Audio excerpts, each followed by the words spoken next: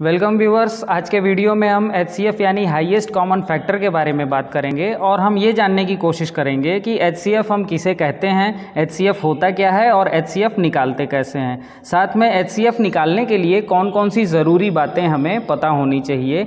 और साथ में ही वीडियो के लास्ट में मैंने आपका IQ बढ़ाने के लिए एक क्वेश्चन दिया हुआ है और आप उस क्वेश्चन को अच्छे से समझिएगा और मुझे उसका जवाब कमेंट बॉक्स में दीजिएगा। और वीडियो के बीच में HCF से जुड़ी सारी ज़रूरी बातें जो हैं आपको बताई गई हैं, इसलिए आपको करना ये है कि वीडियो को पूरा बिना स्किप किए देखना है और एंड तक देखना है, तभी आप वीडियो में सारी बातों को समझ पाएंगे। तो चलिए बिना टाइम वेस्ट किए अपना आज का टॉपिक स्टार्ट करते हैं। वंदे मातरम प्यारे बच्चों, स्वागत है आपका मेरे एक और नए वीडियो में, जहां आज हम HCF के बारे में पढ़ाई करेंगे।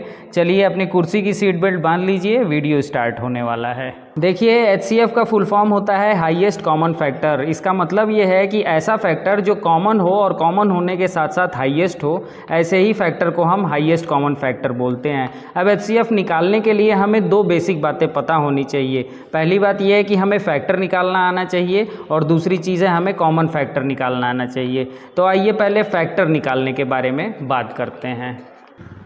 जैसे यहाँ इस नंबर को देखिए, यहाँ मैंने कुछ नंबर्स लिखे हुए हैं और इन नंबर्स के सामने मैंने कुछ और नंबर्स लिखे हुए हैं। जैसे यहाँ 8 के सामने मैंने ये नंबर्स लिखे हुए हैं, 9 के सामने ये नंबर्स लिखे हुए हैं, 12 के सामने ये नंबर्स लिखे हुए हैं। अब इसका मतलब समझिए, ये मतलब ये है कि ये जो दिया हुआ नंबर है, ये दिया हुआ नंबर अपने से छोटे 1 से डिवाइड हो सकता है, 2 से डिवाइड हो सकता है, 4 से डिवाइड हो सकता है और 8 से डिवाइड हो सकता है। ऐसे ही ये दिया हुआ नंबर 1 से, 3 से और 9 से डिवाइड हो सकता है। ऐसे ही ये 12 वाला नंबर 1 से, 2 से, 3 से, 4 से, 6 से और 12 से डिवाइड हो सकता है। तो इसका मतलब ये हुआ कि जो भी दिया हुआ नंबर अपने से छोटे जिन जिन नंबर से डिवाइड हो सकता है, उन सारे नंबर्स को हम इस नंबर का फैक्टर बोलते हैं। अब तो आप समझ गए ना कि फैक्टर का मतलब क्या होता है। अब आइए कॉमन फैक्टर को हम समझते हैं। कॉमन फैक्टर को हम समझने के लिए सबसे पहले यहाँ लिखी संख्याओं को देखते हैं। यहाँ भी मैंने कुछ संख्याएं लिखी रखी हैं और उसके सामने मैंने उनके फैक्टर लिख रखे हैं। ये अब आप समझ रहे होंगे अच्छे से कि यहाँ जो नंबर लिखा है और यहाँ जो नंबर लिखा है, ये सारे नंबर इस नंबर के सारे फैक्टर्स हैं।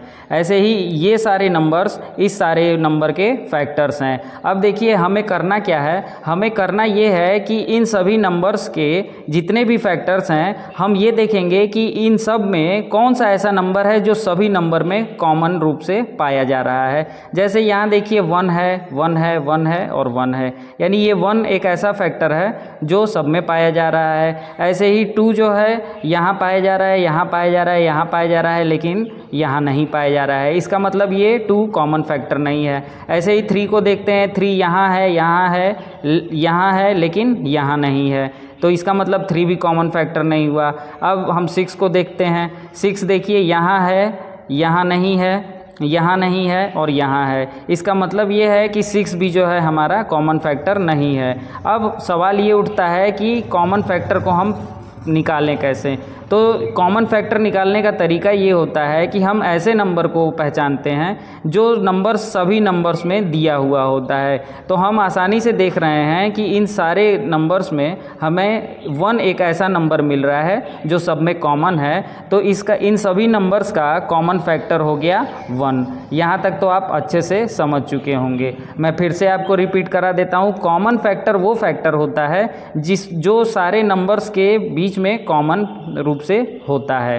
ठीक है, और अगर ये दोनों बातें आपने समझ ली हैं तो जो है आपको HCF निकालने में कोई दिक्कत नहीं आने वाली है। आज के वीडियो में हम HCF को प्राइम फैक्टराइजेशन मेथड से निकालना सीखेंगे। HCF निकालने का एक और मेथड होता है डिवीज़न मेथड, वो हम अगले वीडियो में डिस्कस करने वाले हैं। यहाँ पे हम प्राइम फैक्टराइजेशन मेथड से HCF निकालना सीखेंगे। इसके पहले मैं आपको बता दूँ कि प्राइम फैक्टराइजेशन मेथड से हमने LCM भी निकालना सीखा था। अगर आपने वो वीडियो नहीं देखा है तो आप उस वीडियो का लिंक मैं आपको डिस्क्रिप्शन बॉक्स में दे दूंगा, आप वहां से जाके उस वीडियो को देख लीजिएगा। जैसे हमारे सामने दो नंबर दिए हुए हैं 12 और 18 और हमें जो है इन दोनों संख्याओं का HCF निकालना है, वो भी प्राइम फैक्टराइजेशन मेथड से।